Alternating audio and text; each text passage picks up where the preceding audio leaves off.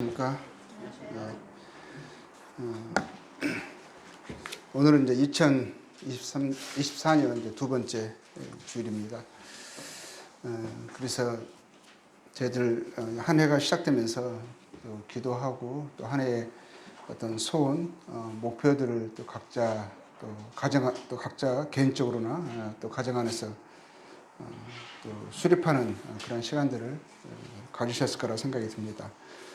그러면 올해 목표, 소원은 각자 무엇으로 두셨는지, 또 그 목표 소원은 무엇인지 또 궁금하기도 하고, 또 주님 안에서 그러한 바른 목표 소원을 가져야겠다는 생각을 해보게 됩니다. 그것은 하나님 또 우리에게 원하시는 어떤 우리들이 성도들이 반드시 가져야 할 그 소원은 무엇일까 생각해 보면 그것은 하나님과 우리 주 예수를 더욱 알아감으로 하나님의 성품이 그의 어떠하심이 우리에게 나타나는, 그래서 우리가 더욱더 주님 안에서 성장해 나아가는 그러한 한 해가 되기를 소원하는 그런 마음으로 저희들의 한 해를 또 시작해야 되지 않나라고 생각이 듭니다. 누가복음 7장의 말씀 보면 7장 36절부터 보면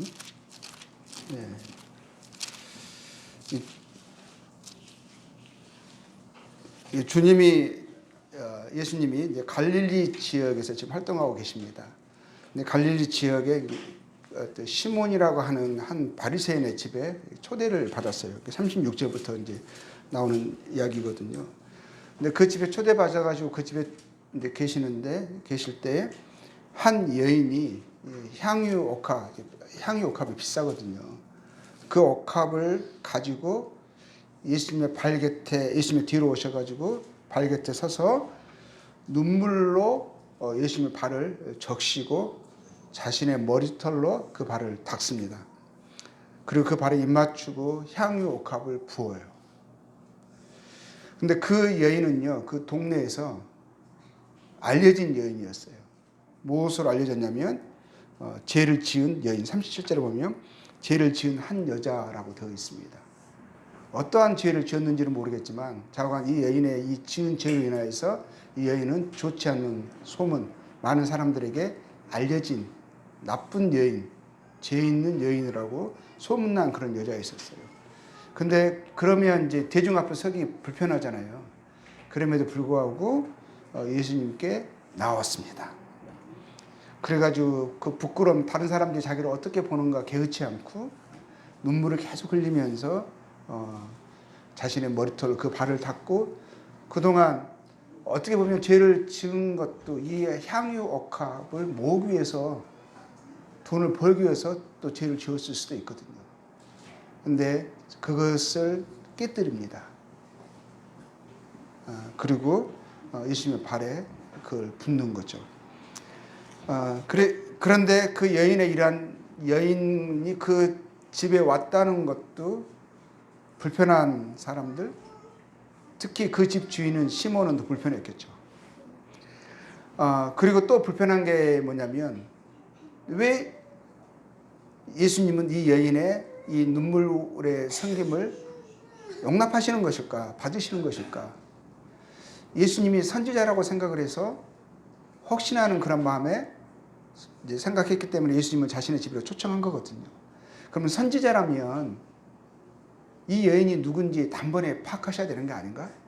이렇게 생각했을 거예요.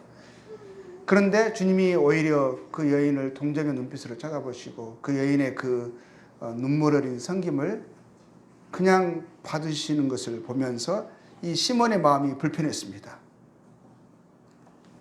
마땅히 선지자라면 이 여인의 죄를 책망하고 거절하고 쫓아내야 하지 않나 생각했던 거죠. 근데 이 사람이 이런 생각을 마음에 하고 있을 때 입 밖으로 낸 것도 아니에요. 물론 불편한 그런 모습이 불편한 마음이 얼굴에 표현됐었겠죠. 근데 마음에 아직 생각하고 있을 때 주님이 이 바리새인 이 시몬에게 다음에 비유를 하시는 거예요. 비유의 말씀을 하십니다. 그 비유의 말씀이 이제 40절에 41절부터 이제 나오죠. 41절에 나옵니다. 40절 이렇게 말씀하시죠. 예수께서 대답하여 이르시되 시몬아 내가 네게 이를 말이 있다 하시니 그가 이르되 선생님 말씀하소서 하면서 주님이 이제 비유로 말씀하시는 거거든요. 비유는 이제 뭐냐면 이제 41절에서 나오는 거 빚 주는 사람이 있어요. 근데 그 빚을 진 사람이 두 명 있습니다.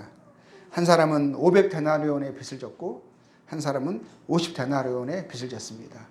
이 한 데나리온은 한 사람의 하루 싹시입니다. 일꾼의 싹시예요. 그런데 문제는 이 두 사람이요 동일한 문제가 있습니다. 500데나리온을 졌고 50데나리온을 졌는데 동일한 문제는 뭐냐면 42절에 갚을 것이 없어요. 갚을 능력이 되지 않아요. 그래서 이 주인이 이 빚을 탕감해 주는데 그 빚의 경중에 상관없이 정도에 상관없이 다 탕감해 줍니다. 그러니까 빚을 이제 안 갚아도 된다라고 하는 거죠. 빚을 다 없애준 거예요. 그러면서 말씀하십니다. 42절에 갚을 것이 없으므로 둘 다 탕감하여 주었으니 둘 중에 누가 그를 더 사랑하겠느냐? 둘 중에 누가 그를 더 사랑하겠느냐? 묻습니다. 빚을 다 갚아줘서 둘 다 고맙겠죠. 그리고 그를 빚을 아무런 조건 없이 그냥 탕감해 준 그 주인에게 빚 준 사람에게 감사하는 마음, 사랑하는 마음이 있었겠죠. 그런데 여기서는 둘 중에 누가 더 그를 사랑하느냐는 것을 물어보시는 거예요. 그러니까 당연히 상식적으로 대답할 수 있는 거잖아요. 시몬이 뭐라고 말하냐면 내 생각에는 많이 탕감을 받은 자가 더 사랑할 것 같습니다. 그러니까 주님이 뭐라고 말씀하셨어요? 네 말이 옳다. 네 생각이 옳다. 하신 거죠. 많은 빚을 탕감받은 자가 더 사랑할 거라는 거죠. 그러면서 이 시몬과 이 여인을 비교해서 말씀을 하십니다. 41절에 이제 말씀하시면서 이렇게 말씀하시죠. 이 여자를 보느냐 하시면서요. 내가 네 집에 시몬 너의 집에 들어올 때는 너는 내게 발 씻을 물도 주지 않았다. 근데 일반적으로는 그 집에 귀한 손님이 오면 제일 먼저 발을 씻기거든요. 발 씻을 물을 줍니다. 그런데 시몬은 그것도 하지 않았어요. 발 씻을 물도 주지 아니하였지만 이 여자는 어떻게 했어요? 눈물로 발을 적시면서 머리털로 그 발을 닦은 거예요. 그리고 너는 내게 입 맞추지 아니하였지만 이 여인은 내 발에 입 맞추기를 그치지 않았다. 그리고 너는 내 머리에 감람유도, 그 흔한 감람유도 붓지 않았지만 이 여인은 내 발에 향유를 부었다. 그러면서 하시는 말씀이요. 47절에 이렇게 말합니다. 주님 이렇게 말씀하시는 거예요. 내가 네게 말하노니 그의 많은 죄가 사해졌다. 그러면서 하시는 말씀이 그의 사랑함이 많음이라. 이것은 어떤 그렇게 해야 돼서 강요를 받아서 한 게 아니에요. 사랑하기 때문에 감사해서 자발적으로 이렇게 주님께 한 것입니다. 사랑의 표현이었어요. 사랑하니까 나타나는 당연한 어떤 열매 표현이었죠. 하시면서 사랑을 받은 일이 적은 자는 적게 사랑하느니라. 사함을 받은 일이 적은 자는 적게 사랑한다. 다른 말로 표현하면 사함을 많이 받았으면 많이 사랑할 거 아니에요.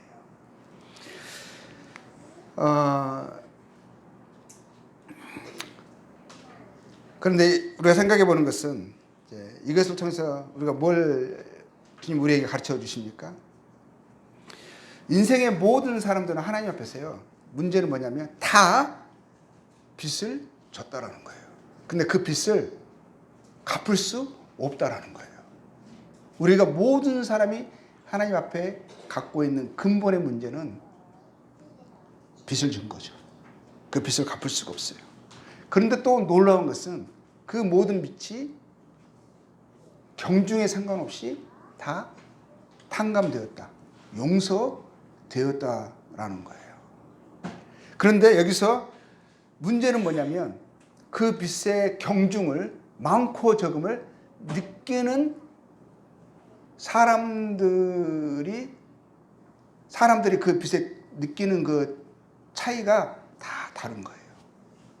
어떤 사람은 많이 빚을 졌다고 생각하고 그래서 탕감받은 것에 대해서 많이 감사하고, 어떤 사람들은 다 비교해가지고 나는 저 사람보다 빚을 얼마 안 졌어. 오히려 불편한 거예요. 왜 나는 억울한 거예요. 왜냐하면 왜 저 사람은 많이 졌는데 적게 진 나하고 별 차이 없이 다 탕감해 주시는 거야. 좀 그게 공평하지 않다라고 생각을 하는 거예요. 그런데 그것은 사람들이 생각하는 거죠. 내 생각에는 실상은 그 빚의 정도는 우리가 생각하는 50데나리온, 500데나리온이 아니라 갚을 수 없다라는 것이 있어요. 갚을 수 없다라는 거. 자기가 스스로 나는 저 사람보다는 빚이 많지 않다라고 생각하는 것은 그 사람 생각이지, 하나님이 봤을 때는 이 빚을 갚을 수 없는, 그 빚을 못 갚게 되면 어떻게 되는 거예요? 무서운 결과가, 그에 대한 대가가 반드시 요구되어지는 거거든요. 근데 서로 생각해가지고 나는 이 정도, 나는 너보다 빚을 적게 졌어, 빚이 적게 진 것에 자랑하고 판단하고 이러는 것입니다. 그러니까 탕감받았다는 것에 대해서요, 좀 나름대로 적겠다고 생각하는 사람들은 별로 감사가 적어요. 사랑이 적어요. 그러니까 결국은 뭡니까? 하나님께 진 빚이 얼마나 무겁고 심각한지를 아는 만큼, 이해하는 만큼, 그리고 그 빚이 어떻게 탕감되었는지 인식하는 만큼, 어떻게 탕감됐습니까? 그 빚을 갚으시려고, 빚을 없는 것으로 여기게 하시려고 하나님이 어떤 일을 하셨어요? 그것을 이해하는 만큼, 그리고 빚을 탕감해 주신 분의 그 사랑과 그 사랑의 정도와 깊이를 아는 만큼, 이해하는 만큼, 그분에 대한 사랑의 많고 적음과 감사의 표현의 정도와 삶의 형태와 모습이 결정될 거예요. 많이 이해하면, 많이 빚을 졌는데 그 빚이 완전히 탕감된 것에 대해서 그 빚의 정도를 내가 이해하는 만큼, 그분이 어떠한 분이시라는 거, 그 빚이 어떠한 빚이었는데 어떻게 탕감해 주셨는가를 아는 만큼, 그분의 사랑과 은혜를 이해하는 만큼, 정도의 차이에 의해서 그분에 대한 감사와 사랑과 삶의 모습이 결정될 거예요. 그걸 말씀하고 있는 거거든요. 그리고 이 주님께서 이 여인에게 뭐라고 말씀하시냐면 50절에 보면 이렇게 말씀하셨습니다. 예수께서 여자에게 이르시되 네 믿음이 너를 구원하였으니 평안히 가라 하시니라. 그 믿음은 뭡니까? 주님과 주님의 사랑에 대한 알미였습니다. 알. 그렇게 안 거거든요. 인식한 거거든요. 그것이 정말 마음에 믿어진 거예요. 그래서 너무 감사한 거예요. 너무 고마운 거예요. 자기 존재를 잃어버릴 만큼 그 사랑이 그분의 아름다우심에 사무친 거예요. 아는 것이 믿음이었고요. 믿음이 그를 구원했고요. 주님에 대한 사랑과 섬김이 그래서 그렇게 나타난 것입니다. 주님과 주님의 사랑에 대한 암, 지식이 믿음이 되었죠. 그 믿음이 구원과 사랑의 섬김과 평안의 열매로 나타났습니다. 우리가 지난주에 이제 말씀의 마지막 끝부분에 에베소서 4장 말씀을 함께 읽었습니다. 4장 13절에 이런 말씀이 있어요. 그 말씀을 읽었는데요. 우리가 다 하나님의 아들을 믿는 것과 아는 일에 하나가 되어 온전한 사람을 이루어 그리스도의 장성한 분량에 충만한 데까지 이르르니라는 말씀 우리가 함께 읽었습니다. 하나님의 아들을 믿는 것과 아는 일에 하나가 되어 온전한 사람을 이루어 그리스도의 장성한 분량에 충만한 데까지 이르르니. 자, 하나님의 아들 그리스도 예수를 알고 믿으면 온전한 사람이 되어가는, 곧 그리스도를 닮아가는 일이 필연적으로 나타난다 하는 말씀입니다. 자, 우리 베드로후서 1장 4절, 1장 1절부터 베드로후서 1장 1절부터 읽겠습니다. 자, 1절입니다. 예수 그리스도의 종이며 사도인 시몬 베드로는 우리 하나님과 구주 예수 그리스도의 의를 힘입어 동일하게 보배로운 믿음을 우리와 함께 받은 자들에게 편지하노니, 하나님과 우리 주 예수를 알므로 은혜와 평강이 너희에게 더욱 많을지어다. 그의 신기한 능력으로 생명과 경건에 속한 모든 것을 우리에게 주셨으니 이는 자기의 영광과 덕으로서 우리를 부르신 일을 알므로 말미암음이라. 이로써 그 보배롭고 지극히 큰 약속을 우리에게 주사 이 약속으로 말미암아 너희로 정욕 때문에 세상에서 썩어질 것을 피하여 신성한 성품에 참여하는 자가 되게 하려 하셨느니라. 자, 믿음이 있는 자들은, 자, 그리스도 의를 힘입어서 우리가 힘입었다가 되어 있죠. 그러니까 믿음이 있는 자들은 하나님과 구주 예수 그리스도의 의를 힘입었습니다. 이 말은 뭡니까? 우리가 의롭다 하심을 거저 받았습니다. 하나님과 우리 주 예수 그리스도의 은혜와 평강에 들어오게 되었습니다. 로마서 5장 1절에서 2절 말씀 잘 아시죠? 우리가 암송됐습니다. 우리가 믿음으로 의롭다 하심을 받았으니 뭐라고 되어 있죠? 우리 주 예수 그리스도를 말미암아 하나님과 화평을 누리자. 또한 그로 말미암아 우리가 믿음으로 서 있는 이 은혜에 들어감을 얻었으며 하나님의 영광을 바라고 즐거워하느니라 라고 되어 있습니다. 우리가 믿음으로 의롭다 하심을 받았습니다. 하나님과 화평, 곧 화목과 평강이 이루어졌습니다. 하나님과 화평된 자가 되었죠. 화목된 자가 되었습니다. 하나님의 은혜에 들어갔고 이제 하나님의 영광에 참여할 약속을 받은 자로 우리는 이 땅에 살아갑니다. 이 말이 공허한 말이 아니죠. 실질적이고 놀라운 말씀이죠. 하나님과 우리 주 예수를 알므로 은혜와 평강을 얻게 되었고 또 더욱 알아감으로 은혜와 평강이 더욱 많아진다는 것입니다. 그렇죠? 2절에서 우리 하나님과 우리 주 예수를 알므로 은혜와 평강이 너희에게 더욱 많을지어다 그랬거든요. 우리가 은혜와 평강 가운데 들어왔어요. 근데 우리 주님을 더 알아갈수록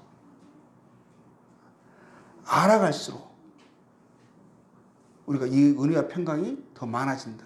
삶 속에서 더 누리고 경험한다. 그 깊이를, 더 넓이를, 높이를 더 알게 되어진다. 누리게 되어진다. 이런 것이죠.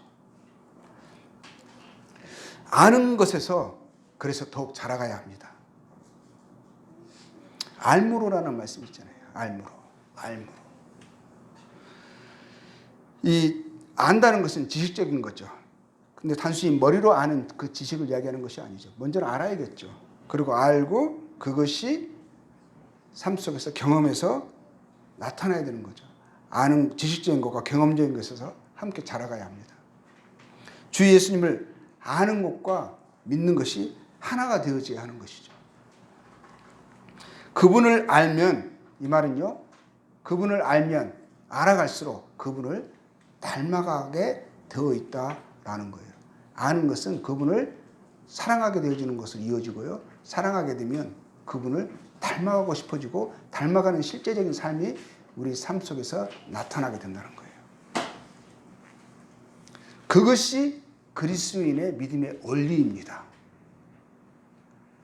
아는 것에 머무르는 것은요, 믿음이 아니에요. 아는 것이 살아가는 것으로 나타나는 것이 믿음입니다. 우리에게 보배롭고 지극히 큰 약속을 주셨어요. 그 약속을 아는 믿음은, 그 약속을 아는 믿음은 뭐죠? 그 약속으로 말미암아 정욕 때문에 세상에서 썩어질 것을 피하게 합니다. 피하려고 하는, 썩어질 것을 알고, 이 죄악된 것을 알고, 하나님이 기뻐하시지 않는 그것을 알고, 그렇기 때문에 그것의 실상을 알기 때문에 피하고 싶어지는 거예요. 그렇게 살아왔던 삶의 방식을 더 이상 고집하며 살고 싶지 않게 되어지는 거예요. 잠시 죄악의 낙을 버리고 싶어지고요. 하나님께서 예비하신, 기뻐하시는 그 삶의 아름다운 원리를, 뜻을 쫓아 살아가고 싶어지는 것이 당연지사라는 거예요. 그것이 믿음이고요. 믿음을 아는 자들의 중심의 속성이 되는 거예요. 세상에 썩어질 것을 피하게 되고요. 신성한 성품, 곧 그리스도의 성품을 닮아가게 합니다. 온전한 사람을 이루어, 그렇죠. 온전한 사람을 이루어. 곧 그리스도의 장성한 분량이 충만한 데까지 이르도록 힘쓰게 합니다. 힘쓰게. 자, 5절에서 볼게요. 1장 5절입니다. 그러므로 너희가 더욱 힘써, 그러죠. 더욱 힘써. 그분을 더 알아갈수록 우리 삶 속에서 어떠한 소원이 일어납니까? 더 소원하게 되고 더 사모하게 됩니다. 그리고 실질적인 삶에서는요, 더욱 힘쓰는 일이 일어나게 돼요. 어떻게 더 알아가는데 더 힘쓰지 않을 수가 있겠습니까? 더 소원하지 않을 수가 있겠어요. 더욱 힘써, 뭐라고 되어 있죠? 내 믿음의 덕을, 덕의 지식을, 지식의 절제를, 절제의 인내를, 인내의 경건을, 경건의 형제 우애를, 형제 우애의 사랑을 더하라. 이런 것이 너희에게서 흡족한즉 너희로 우리 주 예수 그리스도를 알기에, 그렇죠, 알기에 게으르지 않고 열매 없는 자가 되지 않게 하려니와. 그리스도를 모르게 되면 우리 삶 속에서 그리스도를 아는 그 향기, 그리스도의 성품이 우리의 생각과 감정과 행실에 나타나지 않는 이 게으름이 이루어지는 거죠. 나타나게 되는 거죠. 자, 여기서 말씀하신 대로 더욱 힘쓰라고 하셨습니다. 그리스도를 아는데 더욱 힘써야 합니다. 그래서 그의 성품을 닮아가야 한다는 것입니다. 계속 더해져야 합니다. 이런 일에 게으르지 않는 한 해가 되어졌으면 좋겠습니다. 그리스도의 성품, 어떠하심이 우리의 생각과 감정과 행실의 열매로 더 견실해졌으면 좋겠습니다. 사람은 안 변한다고 합니다. 그러나 그리스도인들은 변해야 합니다. 그리스도인들은 변할 수 있습니다. 너희는 이 세대를 본받지 말고 마음을 새롭게 함으로 변화를 받아 라고 로마서 12장에 말씀하고 있습니다. 우리 주님은 살아계신 분이시고요. 주의 성령이 믿는 자 안에 거하셔서 우리의 변화를 이끌어 가십니다. 성도의 지식은요, 공허한 지식이 아닙니다. 성도의 믿음은 죽은 믿음이 아니라는 거예요. 살아있기 때문에 살아있는 그 지식이 우리의 삶을, 우리의 내면을, 우리의 행실을 변화시켜 나가게 하는 능력이 됩니다. 믿음의 덕이 더해져야 한다고 했죠. 이 덕은 뭡니까? 덕은 도덕적인 선함이에요. 선함이라고 되어 있어요. 도덕적인 선함을 덕이라고 합니다. 이거는 그냥 행실의 착함이, 물론 사람은 그것밖에 볼 수 없죠. 그렇지만 그것은 내면과 연결되어 있습니다. 생각과 감정까지 선함으로 변화되어 나아가고요. 그것이 행실로 나타나게 되어 있어요. 그리스도의 어떠하심이, 그 성품이 나타나는 선하심입니다. 믿는 자는요, 덕을 알게 된 자들이고요. 그리고 그래서 덕을 사모합니다. 주님의 그 선하심을 기뻐하고 사모하고 추구합니다. 그래서 덕에서 자라가고 또 이루어져 가는 자들입니다. 덕에 지식을 더하라고 하셨습니다. 지식은 뭡니까? 그리스도를 아는 지식이에요. 이것은 따로 분리되는 것이 아니라 서로 긴밀하게 연결되어 있죠. 믿음, 지식, 덕. 지식이 믿음을 갖게 하고 덕을 이룹니다. 그러면 또 덕에 또 지식이 더해집니다. 그리스도를 더 알게 됩니다. 더 경험하게 되어집니다. 그래서 더 알고 싶습니다. 그래서 그분의 성품을 더 닮아갑니다. 덕이 더해집니다. 지식이 믿음으로 덕으로 나타나고, 또 뭐가 나타납니까? 여기 나타나는 절제, 인내, 경건, 형제 위에 사랑을 더하라고 하셨습니다. 빠뜨릴 수 없는 재료들이죠. 자, 우리가 맛있는 빵을, 어제 저녁에 우리 에스더가 맛있는 애플파이를 했어요. 하는데 들어가는 재료들이 있죠. 하나만 빠져도요, 맛이 이상합니다. 맛이 덜하고 이상하죠. 반드시 들어가야 되는 레시피가 있습니다. 그렇죠. 재료들이 있죠. 자, 이것 마찬가지로 우리들에게도요, 그리스도를 닮아감에 있어서 반드시 들어가야 하는 이 재료들이 나옵니다. 이것이 당연하게 들어가고요, 나타나고요. 또 그렇게 살아갈 때 이러한 모습들 우리에게서 나타나게 되어지는 거예요. 이것은 그리스도를 알아가고, 그럼 더욱 사랑해져 갈 때, 그리스도를 더욱 사랑해져 갈 때 우리 안에서 주님을 닮아가는 요소들입니다. 이러한 것들이 되어져 가고요, 더욱 그리스도를 닮아갑니다.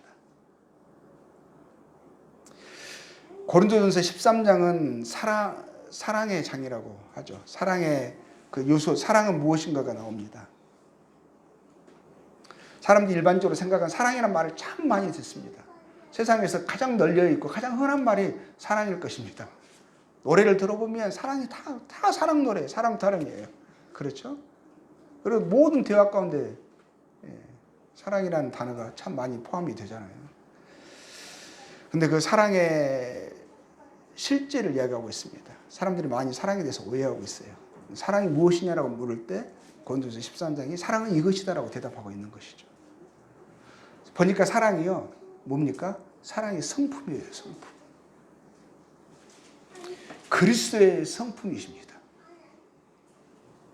그래서 그리스도를 알아갈 때, 그를 믿는 믿음에서 우리가 자라갈 때 우리 안에 그리스도를 아는 그 성품이요, 자리 잡고 견고해지고요, 우리들의 것이 되어집니다. 사랑이 무엇입니까? 사랑은 오래 참고 성품이잖아요. 온유하고 시기하지 아니하며 자랑하지 아니하며 교만하지 아니하며 무례히 행하지 아니하며 자기의 유익을 구하지 아니하며 성내지 아니하며 악한 것을 생각하지 아니하며 불의를 기뻐하지 않고 진리와 함께 기뻐하는 것입니다. 참으며 모든 것을 참는다. 항상 주님을 생각함으로 참으며 세상의 정욕을 썩어질 것을 피하고 그 욕심을 꺾으며 소망을 바라보면서 참으며 인내하며 믿으며 바라며 소망하며 견디게 합니다. 자, 똑같은 요소들이에요. 그렇죠? 성령의 열매도 마찬가지입니다. 그리스도의 성품이죠. 신의 성품이에요. 하나님 우리들이 그리스도를 알아가고 그의 성품에 참여해 가서 우리가 그를 더욱 닮아가는 온전한 사람들로 우리를 그리스도의 장성한 분량에 충만한 데까지 이르게 하시는 것이 하나님이 우리를 향하신 그리스도 예수 안에서 향하신 우리 하나님의 뜻입니다. 선하시고 기뻐하시고 온전하신 뜻이에요. 올 한 해 이렇게 함께 그리스도를 알아가는 것과 믿는 것에서 우리가 함께 성장해 갔으면 좋겠습니다. 그래서 그리스도의 장성한 분량에 신성한 성품에 참여하고 더 풍성히 나타나도록 더욱 힘써 그러시죠. 그러한 한 해가 되어서 풍성한 결실을 수확하는 희망찬 한 해가 되기를 축복합니다. 풍성한 결실은 뭐겠습니까? 그리스도를 아는 그리스도 성품의 이러한 요소들이죠. 네, 말씀 여기서 정리하겠습니다. 요즘 좋으시죠?